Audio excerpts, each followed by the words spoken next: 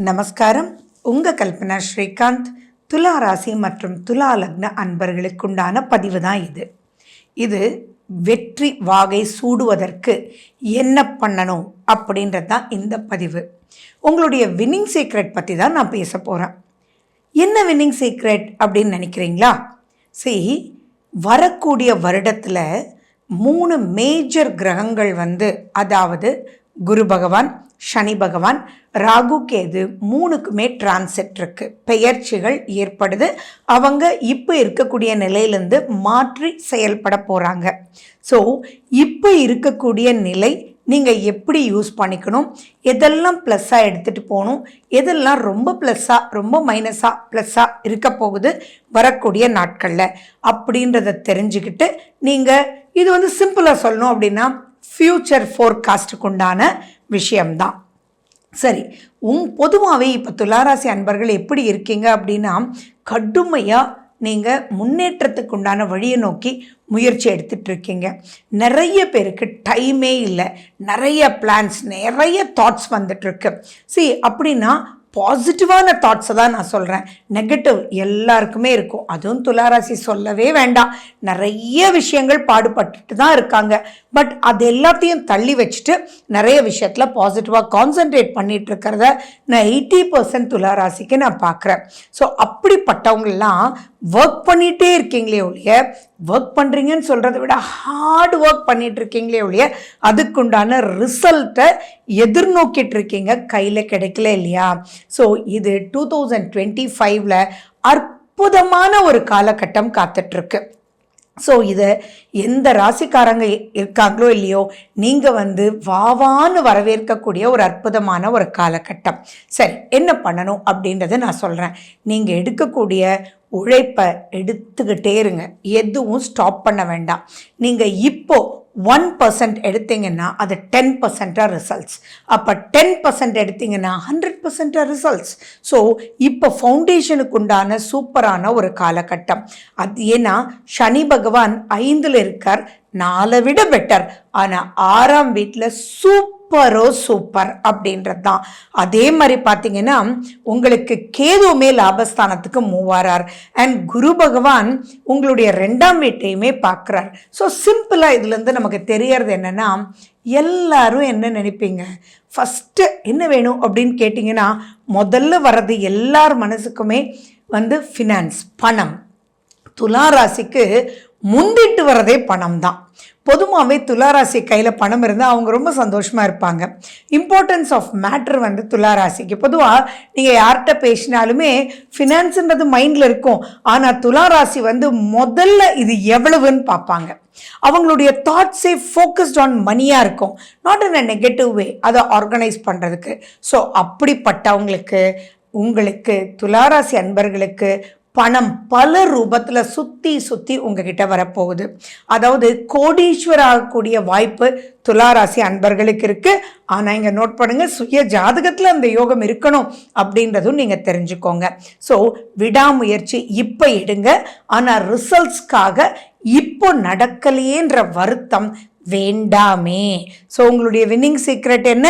இப்போ வருத்தப்படக்கூடாது. உங்கள் வேலைகளை நியாயத்தின் அடிப்படையில் நீங்கள் தெராசு. ஸோ உங்களுக்கு எது நியாயம்னு படுதோ அதை ஃபோக்கஸ் பண்ணி கடகடன்னு மூவ் பண்ணி போயிட்டே இருங்க. ரிசல்ட்ஸ் அற்புதமாக இருக்கும். அதே மாதிரி ராகு மட்டும்தான் உங்களுடைய 5ஆம் வீட்டில் நெக்ஸ்ட் வரக்கூடிய பெயர்ச்சியில் கொஞ்சம் சரியில்லை.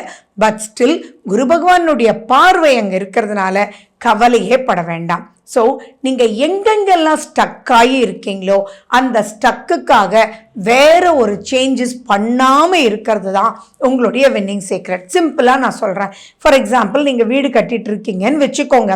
அந்த வீட்டினுடைய இன்ஜினியர் ஒழுங்காகவே பண்ண மாட்டேன்றார் அப்படின்னா உடனே அவரோட சண்டை போட்டு ஒரு பெரிய பிரச்சனையை இழுத்துக்காதீங்க. ஜஸ்ட் மூவ் பண்ணி போயிட்டே இருங்க. ஏன்னா 5 மாதம்ன்றது இன்னைக்கெல்லாம் டக் டக்குன்னு ஒரு வாரம் மாதிரி போயிடுது. அடுத்து வரக்கூடிய காலகட்டத்தில் அதே இன்ஜினியர் வந்து உங்களதையே கான்சென்ட்ரேட் பண்ணி நீங்கள் நினைச்சதை விட அற்புதமாக உங்களுக்கு பண்ணுவார். ஸோ கவலைப்பட வேண்டாம். நீங்கள் குழந்தைகளாக இருந்தீங்கன்னாலும் இப்போ ஒன்றுமே புரியலையே, சுமாராக தான் வருது, எவ்வளவு நான் படிக்கிறேன், 4 மணிக்கு எழுந்திரிச்சு படிக்கிறேன், மேக்ஸ் வரலன்னு திரும்பி திரும்பி மேக்ஸ் டியூஷன் போகிறேன், வீட்லேயும் மேக்ஸ் போடுறேன், என்ன நடக்குது அப்படின்னே நினைக்கிறீங்க இல்லையா? கவலையே பட வேண்டாம். நீங்கள் இப்போ எடுக்கக்கூடிய முயற்சி எல்லாமே நீங்கள் எக்ஸாமினேஷன் போதே உங்களுக்கு ப்ளஸ்ஸாக நடக்கும். இந்த இடத்துல உங்களுக்கு ஒரு கேள்வி வரலாம், எப்படி மேடம் மார்ச் எண்டில் தானே உங்களுக்கு மாறவே ஆரம்பிக்குது அப்படின்னாலும் பெரிய கிரகங்கள் மாறும்போது அவங்க மாறுறதுக்கு பல நாட்களுக்கு முன்னாடியே பாசிட்டிவ் சைன்ஸ் வந்து உங்களுக்கு கண்ணில் காமிச்சிடுவாங்க. ஸோ எல்லாருக்குமே பிப்ரவரி மார்ச் தான் உங்களுக்கு எக்ஸாம்ஸ் வந்து ஸ்டார்ட் ஆகுது. ஸோ நீங்கள் துலா ராசி துலா லக்னமாக இருந்தீங்கன்னா நீங்கள் எழுதக்கூடிய எக்ஸாம்ஸ் பிரமாதமாக எழுதுவீங்க. நீங்கள் இப்போ எடுக்கக்கூடிய முயற்சி சூப்பரான ரிசல்ட்ஸ் கொடுக்கும். இப்போ மார்க் வரலையேன்னு நெகட்டிவாக தள்ளி வச்சிடாதீங்க. அதுக்கு உண்டான யூனிட்ஸ் எடுத்து படிங்க. எக்ஸாமின் போது டக்குன்னு ஞாபகம் வரும். நீங்கள் நார்மலி 60% எக்ஸ்பெக்ட் பண்ணால் எழுதி வச்சுக்கோங்க. 75 to 80% உங்களுக்கு ரிசல்ட்ஸ் கிடைக்கும். ஸோ நீங்கள் இப்போ நினைக்க வேண்டியதெல்லாம் என்னென்னா, நெக்ஸ்ட் நீங்கள் என்ன படிக்க போகிறீங்க, எந்த காலேஜுக்கு நீங்கள் போகணும், அங்கே உங்களுக்கு சீட்டு கிடைக்கணும் அப்படின்னா எவ்வளவு மார்க் வேணும், இதைத்தான் அனலைஸ் பண்ணி அதை ஃபோக்கஸ் பண்ணி நீங்கள் ப்ரொசீட் பண்ணணும். ஸோ எந்த சப்ஜெக்டில் நிறையா மார்க் கிடைச்சா நீங்கள் இந்த காலேஜ்குள்ளே போக முடியும் அப்படின்ற ஒரு அனாலிசிஸ் மட்டும் பண்ணீங்க அப்படின்னா சூப்பராக ஜெயிச்சிடுவீங்க.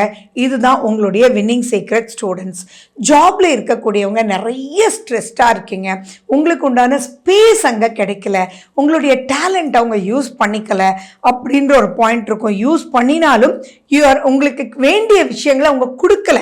நியாயப்படி எல்லாமே யூஸ் பண்ணிக்கிறாங்க, ஆனால் நீங்கள் கேட்குற லீவ் கூட கொடுக்க மாட்டேன்றாங்க, அதுக்குண்டான இன்க்ரிமெண்ட் கொடுக்க மாட்டேன்றாங்க.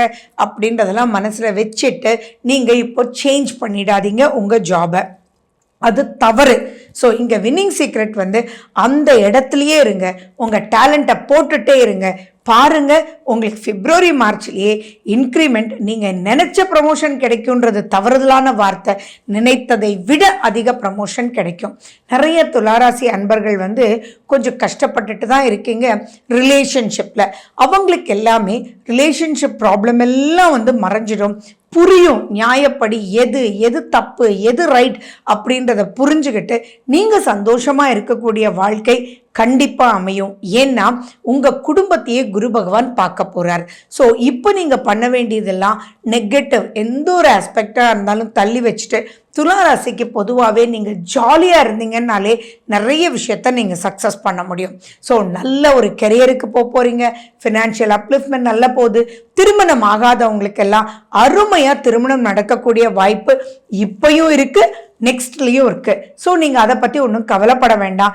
இப்போ நீங்கள் பண்ண வேண்டியதெல்லாம் உங்களுடைய சுய ஜாதகத்தில் தசா புத்தி அந்தரம் எப்படி இருக்குன்னு பார்த்துக்கோங்க.